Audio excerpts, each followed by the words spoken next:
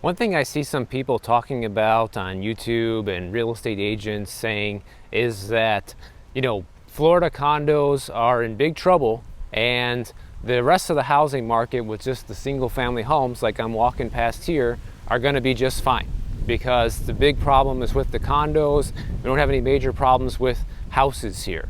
But that couldn't be further from the truth, and I'm going to show you why in this video.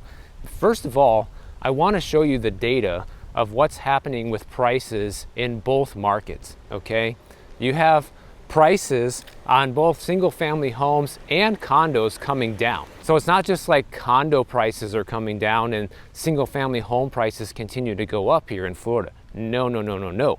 If we take a look at condo prices back in 2022, was basically the peak of the market, okay? It was $324,000 in June of 2022 was the median sale price of a condo here in Florida. And now fast forward to today, in November of 2024, it is $311,000. So it has came down about $20,000 or so. If we take a look at the single family home data, we can see it's also coming down. The decline has not been as sharp yet, but the prices are coming down for those as well.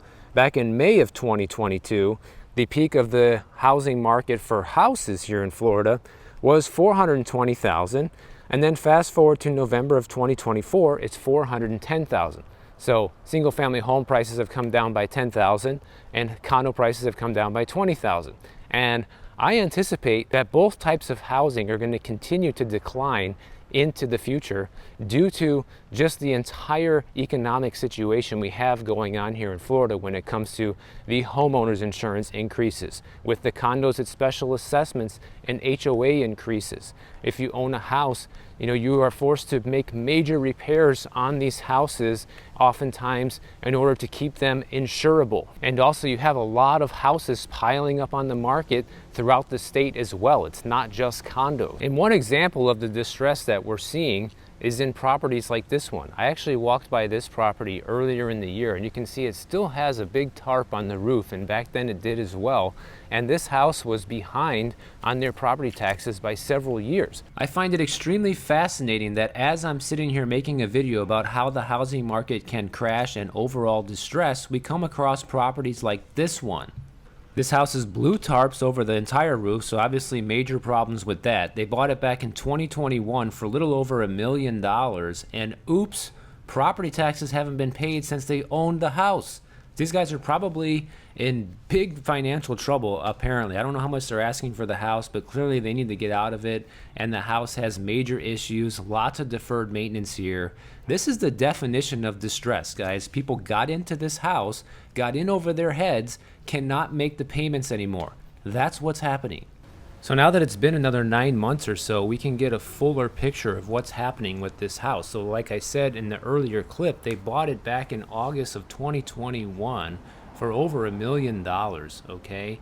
And they have a judgment amount against them of $909,000, and they have an auction date scheduled for March 11th of 2025. So this house is in foreclosure right now, and that is the date it will be sold by unless they sell it themselves. And I'm noticing that there's no for sale by owner sign in the yard anymore, so probably nobody's going to come in here and rescue them.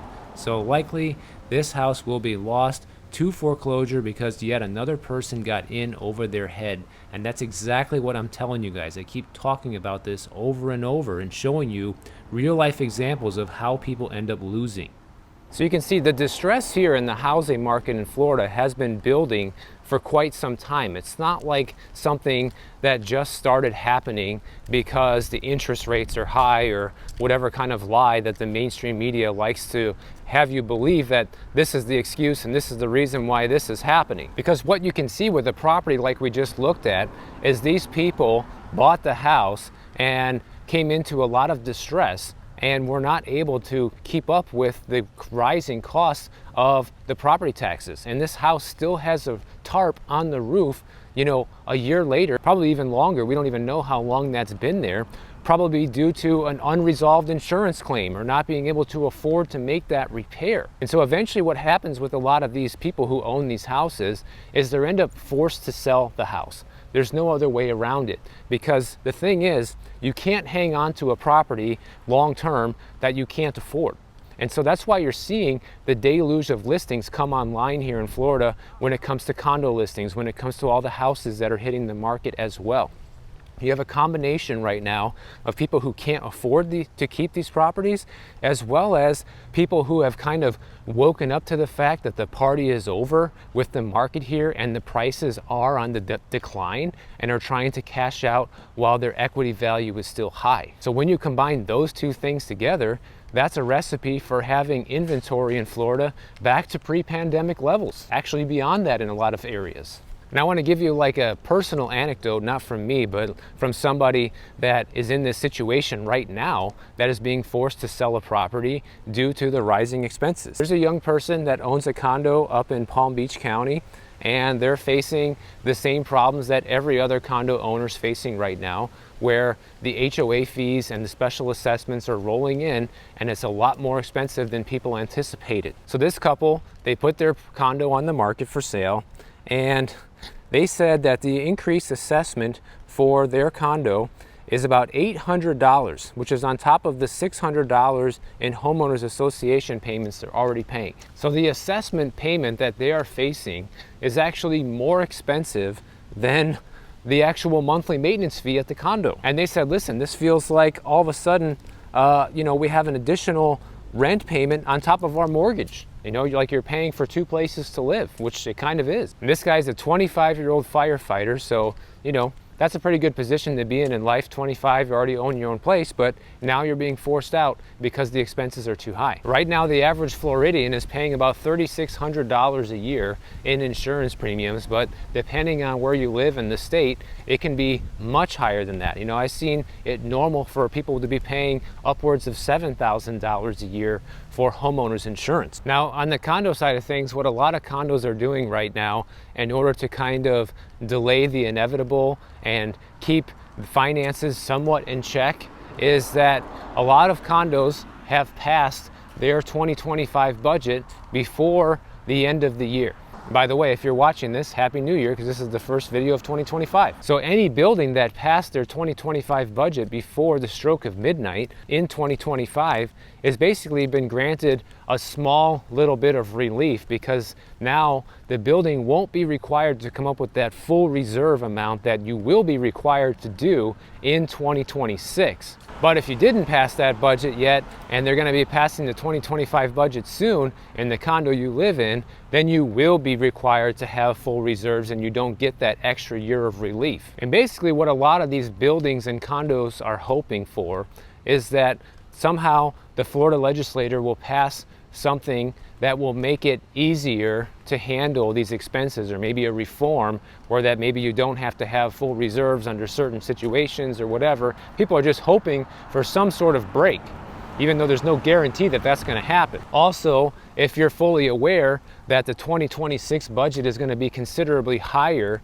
than it is in 2025, that gives people a chance to get out, right? Like if you can't afford it, then you can sell. It also gives you a chance to see like what your fees are going to go up to in the next year. That way you can kind of prepare for it, even if you're not prepared right now. So in a way, it is good to kind of delay it a little bit, but at the end of the day, it is just delaying the inevitable, which is why this young couple decided to sell the condo, because they just know they're not going to be able to afford the new fees come 2026. They said, listen, we love our condo, we love the location, it's in a good area, we made friends, we have neighbors, then we're happy there, but at the same time, we just simply can't afford to pay the additional $1,400 a month on an already tight budget and a weakening economy.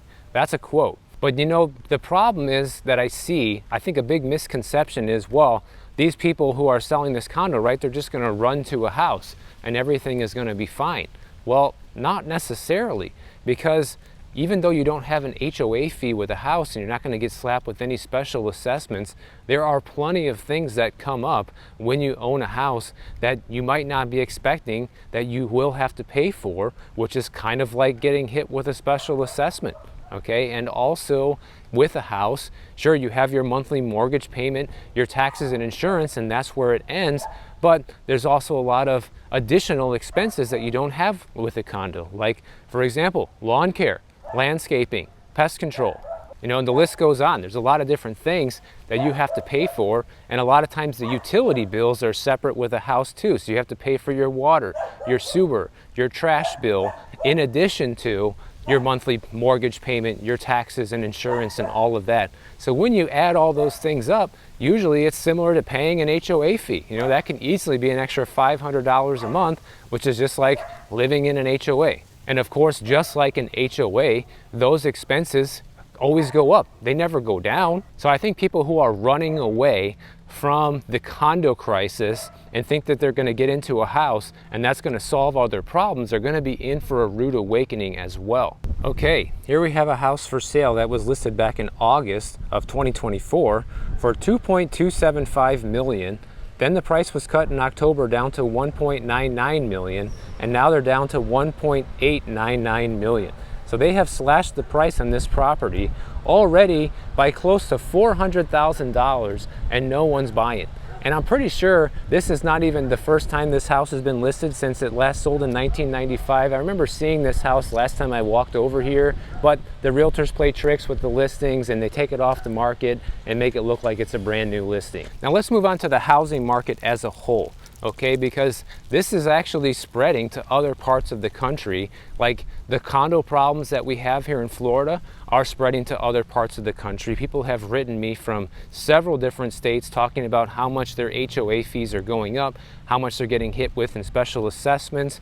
When it comes to homes, home prices are falling in many areas because the housing market's getting stale.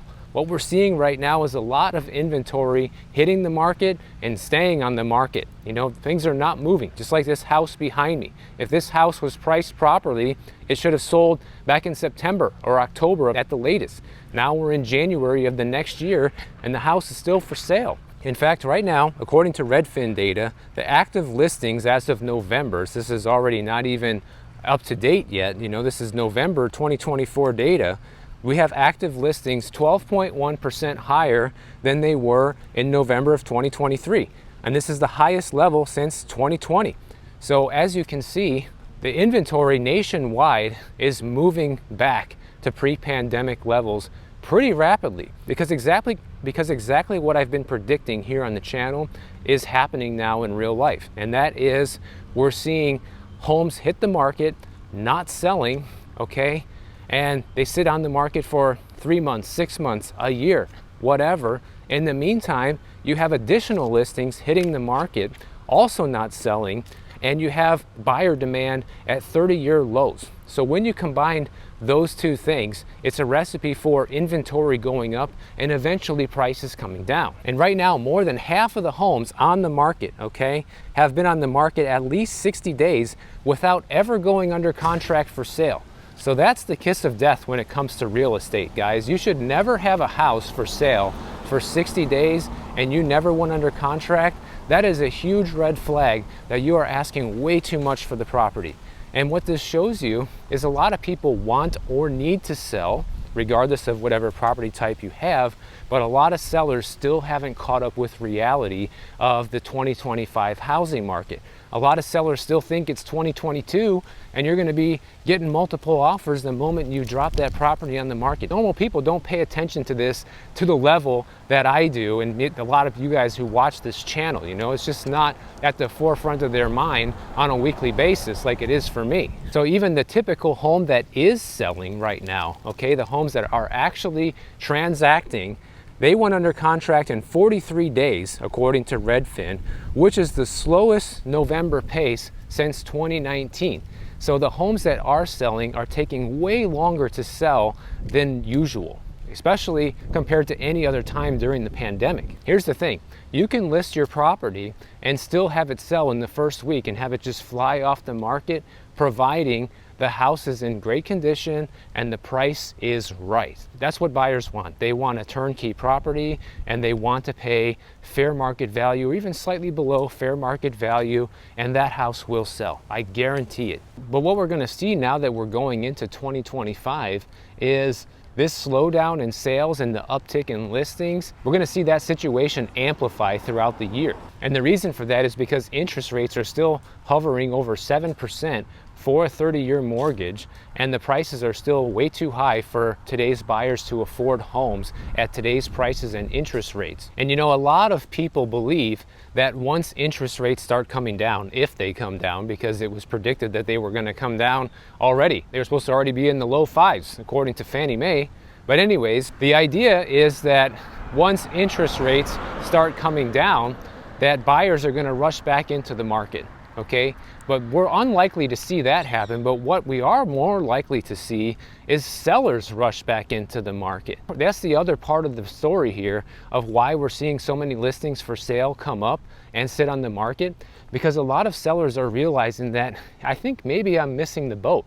You know, like, we're starting to see more houses come up for sale, the economy is not so good, and we thought mortgage rates were going to be in the 5s by now. It's still at 7%. I guess, you know, we've been waiting for a couple years to sell.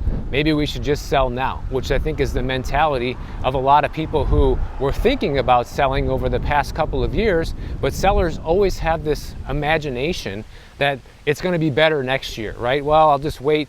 Next year's going to be better. Home prices always go up, right? That's the myth that they tell themselves. So what I think you will see happen is when interest rates come down further, if they come down, is you're going to see a lot of sellers coming back into the market, but not nearly as many buyers. So the inventory will continue to pile up. Of course, homes are going to sell. There are going to be transactions happening, but it's not going to be at the level that people are hoping for. And that's because a lot of people will still need to get with reality. A lot of sellers still need to get with the program for these houses to sell. I mean, look at the one we saw over here earlier that has already cut the price almost $400K and has been on the market for 5 months and no one has purchased it. You know, if that house was listed for, I don't know, $1.5 million or $1.3 million, I don't know exactly what the fair selling price for that house should be, it would have already sold months ago. But because the sellers are greedy and they think they can still just ask the moon for the property, they just sit on the market. You know, just look at all of the costs that we already discussed in this video. You know, the buyers not only are paying these still very high home prices, but you still have to be able to come up with all the extra money necessary to be able to maintain that household, which is not really possible for a lot of people right now. So here's the reality. You're not going to see buyers really rush back into the market until the monthly payment on homes becomes affordable again. So whatever combination of things need to happen for that to look like, that's what we need to see. It's probably going to be a combination of prices coming down and property taxes coming down along with those price decreases. But the thing is, you're probably not going to see insurance come down. You're probably not going to see HOA fees go down. Those are all permanent increases that are going to continue to go up inevitably into the future. So the other two are going to be the ones that are going to have to flex. You know, home prices will have to come down substantially because that's something that is negotiable, whereas how much you pay for insurance is not negotiable if you only have one or two choices for insurance carriers, and HOA fees aren't negotiable. You either pay them or you get foreclosed on. It's that simple.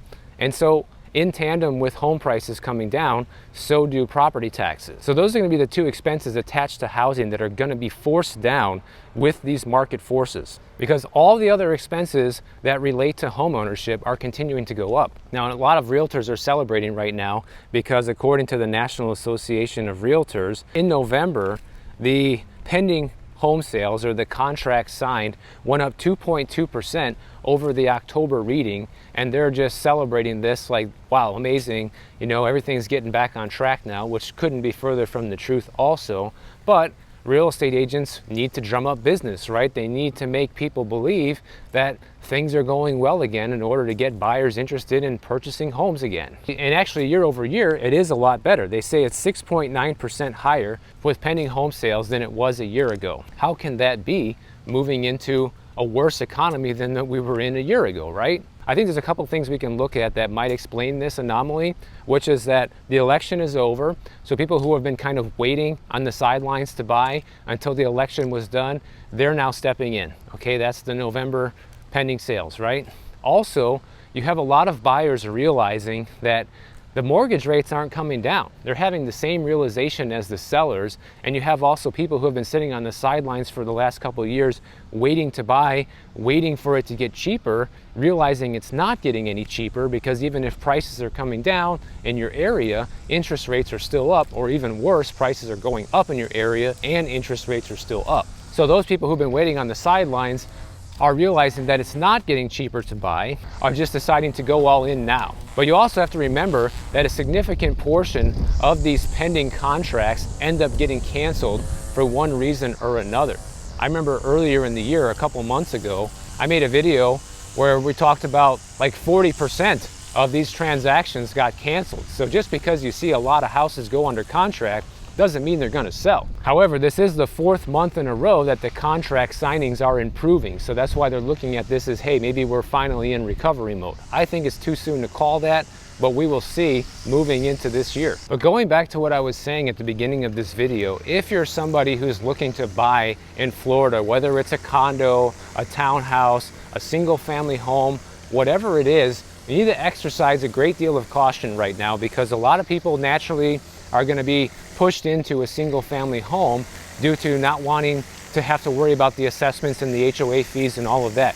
But you also need to pay attention to the neighborhood you're buying in and pay attention to the pricing trends, because you might be surprised to see just how much inventory has picked up in your local market over the past year, as well as how much the sales have dropped simultaneously, which is not a good combination if you're looking to buy in that area. It's good for you now because you're seeing prices come down. It gives you options as a buyer, but it's not going to be good for you as a new homeowner watching the value of their home sink immediately after buying the home. And you also need to be careful when you're buying a condo. You know, a lot of these buildings are facing major assessments and major increases right now. But at the same time, if you do your homework and you look into what's happening with the building and you get your hands on the financials, you get your hands on the meeting minutes, you get your hands on all of the information pertaining to a future assessment, if there is one, you might be surprised to see that the financials of that building might not be as bad. You know, there's some buildings that are in much worse shape than others. Every single case now needs to be evaluated individually. So it's not like you can't buy a condo, you know, you can. But you just have to be very diligent about the financial situation in these buildings moving forward.